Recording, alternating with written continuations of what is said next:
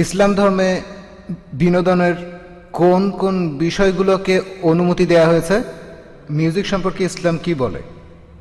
আর Sufism সম্পর্কে কি কিছু বলবেন? এটা কি ইসলামের কাঠামোর মধ্যে পড়ে নাকি পড়ে না?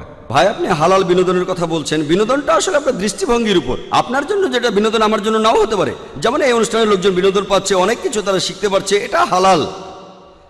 তাহলে হালাল বিনোদন হলো সেই বিনোদন যেটা কোরআন আর সুন্নাহর বিপক্ষে যাবে না। কোরআন আর সহিহ হাদিসে যেগুলোকে হারাম বলা হয়েছে সেগুলো মেনে চললে বাকি সব বিনোদনই হালাল। মিউজিক সম্পর্কে নবী মুহাম্মদ সাল্লাল্লাহু আলাইহি ওয়াসাল্লামের একটা হাদিস বলছে যে ডাব বাজানো ছাড়া অন্য মিউজিক নিষিদ্ধ। শুধুমাত্র ডাব, একপাশে খোলা ড্রাম, এটা বাদে অন্য মিউজিকের অনুমতি নেই। কারণ এই মিউজিক আপনাকে আল্লাহর পথ থেকে দূরে নিয়ে যাবে। যেহেতু এটা আপনাকে আল্লাহর পথ থেকে দূরে নিয়ে যাবে, তাই এটা নিষিদ্ধ। আপনার তৃতীয় প্রশ্ন ছিল ইসলাম ধর্মে সুফিজম। সুফি একটা আরবি শব্দ যেটা এসেছে সুফ থেকে। এই মতবাদটাও আসলে পথভ্রষ্ট। আগের উত্তরগুলোতে আমি বলেছি আমাদের কোরআন এবং সুন্নাহ মানা উচিত। তাই আপনি যদি এমন কিছু মানেন যেটা কোরআন এবং সুন্নাহয় উল্লেখ করা নাই, সেটা আসলে পথভ্রষ্ট। এর বেশিরভাগই পথভ্রষ্ট। আপনারা সুফিজমের যেসব মতবাদগুলো দেখেন এর বেশিরভাগই পথভ্রষ্ট।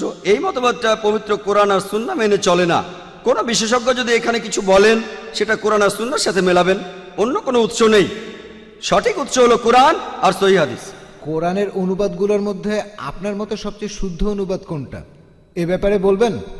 সবচেয়ে খাঁটি ইংরেজি অনুবাদ।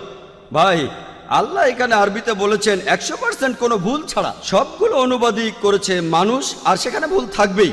তাই পবিত্র কোরআনে কোনো নির্ভুল অনুবাদ নেই। হ্যাঁ, তবে যে অনুবাদগুলো পাওয়া যায় আমার মতে ভালো অনুবাদটা সেগুলোর মধ্যে একটা হলো সহিহ ইন্টারন্যাশনাল। আমি ইংরেজি অনুবাদের কথা বলছি, অন্য ভাষার ব্যাপারে আপনাকে খুঁজে দেখতে হবে।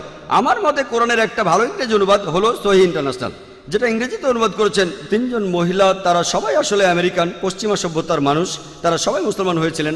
সহিহ ইন্টারন্যাশনাল আগে একজন ভাইকে একটা কপি দিয়েছিলাম, আর আপনি চাইলেও দেবো ইনশাআল্লাহ। লেকচার শেষে ভাই আশরাফের সাথে যোগাযোগ করুন, তিনি আপনাকে একটা কপি দেবেন, আর আপনি সেটা পড়ে দেখুন। আশা করি উত্তরটা পেয়েছেন।